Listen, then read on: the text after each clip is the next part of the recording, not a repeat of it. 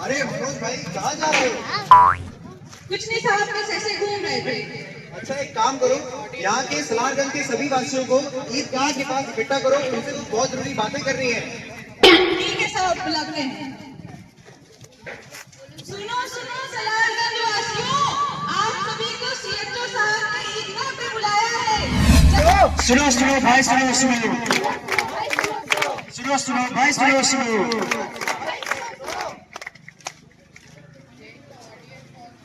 नमस्कार, हम लोग college of nursing medical college Bahraich से आए हैं। हम करियर के छात्र हैं। आज विश्व अस्थमा दिवस है। हम आप लोगों को एक नुक्कड़ नाटक के माध्यम से बताएंगे अस्थमा बीमारी क्या होती है, ये कैसे होती है, इसके लक्षण क्या है और इससे कैसे बचा जा सकता है।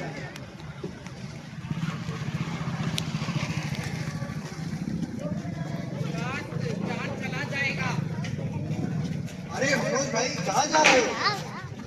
कुछ नहीं साहब, बस ऐसे घूम रहे थे। अच्छा एक काम करो, यहाँ के सलारगंज के सभी वासियों को ईदगाह के पास इकट्ठा करो, उनसे कुछ बहुत जरूरी बातें करनी है। ठीक है साहब, बुलाते हैं।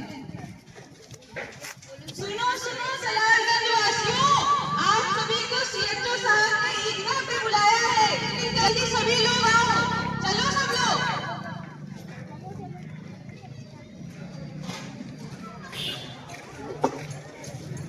जल्दी करो। नमस्कार साथियों, आज हम सब यहाँ आप सबको एक बहुत ही सामान्य पर बहुत ही जटिल और लाइलाज बीमारी के बारे में बताने आए हैं, जिसको आप सब अस्थमा के नाम से जानते हैं, जिसे हम हिंदी में दमा भी कहते हैं। क्या आप सब हमें बता सकते हैं कि किसी को यहाँ पे लंबे समय से खांसी की समस्या है? हाँ साहब, मेरी बिटिया को बहुत दिन से खांसी आ रही है और रात में इसके खांसने पर घरघराहट की आवाज भी आती है। खांसी और सांस लेने में घरघराहट की आवाज, ये सब तो दमा अस्थमा के लक्षण हो सकते हैं। साहब, क्या खांसी आना और घरघराहट ही दमा का लक्षण है?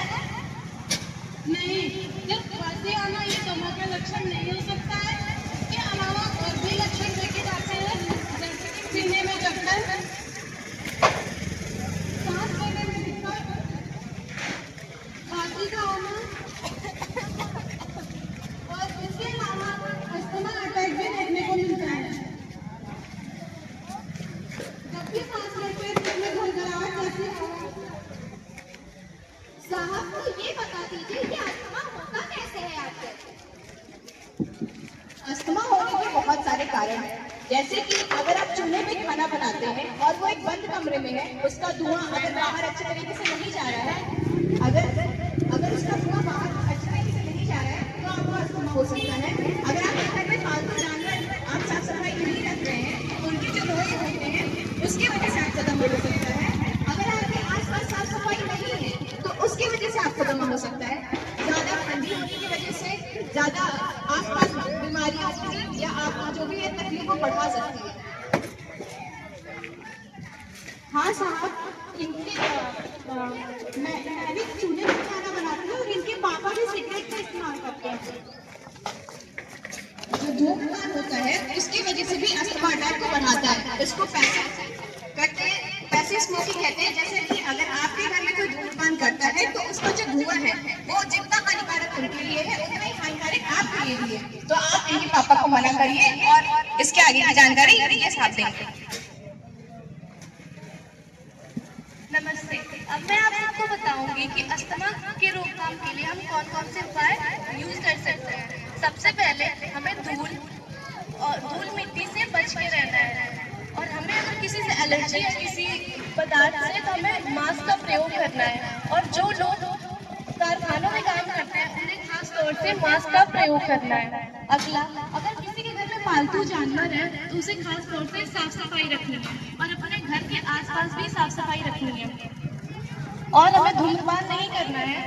और अगर कोई और धूम्रपान कर रहा है तो हमें उसके धुएं से बचना है, जिसे हम पैसिव स्मोकिंग भी कहते हैं। हमें परफ्यूम या इस जैसे चीजों का यूज नहीं करना है। धन्यवाद। साहब, तो इसका इलाज क्या है? जो अस्थमा बीमारी है, ये एक ऐसी बीमारी है जो पूरी तरीके से ठीक नहीं हो सकती है, लेकिन कुछ दवाइयों के माध्यम से और अपने सही तरीके से देखभाल करके हम इसको रोकथाम कर सकते हैं। इसके लिए आपको सही रूप से दवाइयाँ लेनी है और इनहेलर का इस्तेमाल करना है। इनहेलर एक ऐसा चीज है जिससे दवाइयाँ जो होती है वो सीधे आपके फेफड़ों में जाती है, जिससे आपको सांस लेने में आसानी होती है। इनहेलर का इस्तेमाल कैसे करना है वो ही आपको बताएंगे। ये इनहेलर है, इसे हम ऐसे खोलते हैं, फिर जो भी आपको दवाइयाँ दी जाएंगी आप इसके अंदर डालेंगे, फिर उसके बाद इस दोनों बटन को दबा करके वो दवाई टूट जाएगी और फिर इस तरीके से उसे इनहेल करना है। यह इनहेलर आपको हमेशा अपने साथ रखना है, क्योंकि अस्थमा अटैक को कभी भी किसी भी वक्त आ सकता है। इनहेलर आपके लिए बहुत जरूरी है अगर कोई इंसान अस्थमा से ग्रसित है तो।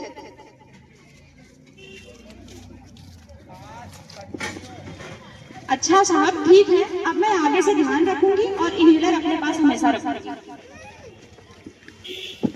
तो देखा आप लोगों ने अस्थमा बीमारी कैसी होती है, इसके क्या उपाय हैं, इसके लक्षण क्या है। क्या कोई यहाँ पे बता सकता है कि इस अस्थमा कैसे हो सकती है? Okay, thank you.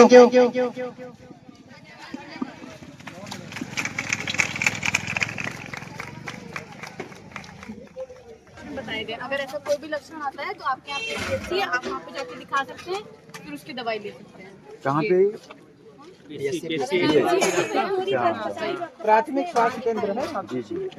ये उनके लक्षण बताए थे, लगातार खांसी हो सकती है, सोने में समस्या है, एलर्जी और घबराहट है, फिर अगर सीने में दर्द है तो अगर सामान्य जुकाम भी है तब भी आप उसके लिए दिखाएंगे वहाँ पे जाके। अगर आपको थकान होती है तो, और अगर सांस लेने में दिक्कत होती है, ये सब आपके लक्षण होते हैं दमा के, जिसके लिए आप जो है वहाँ पे PHC पे जाके दिखाएंगे। सरकार की तरफ से? हाँ, सरकार की तरफ से फ्री ऑफ कॉस्ट। जॉगिंग वगैरह करते हैं आप, धूम्रपान वगैरह? धूम्रपान नहीं करना है उसे आपको। भैया बीड़ी पीते हैं? जी, बीड़ी गांजा सब पीते हैं। ऐसा कुछ समझ में आया कि क्या नहीं करना चाहिए? हाँ, नशा पत्ती छोड़ना चाहिए। छोड़ेंगे? सोच रहे छोड़ने के लिए, अगर दवा अच्छी लगी तो छोड़ देंगे। ओके भैया, धन्यवाद भैया।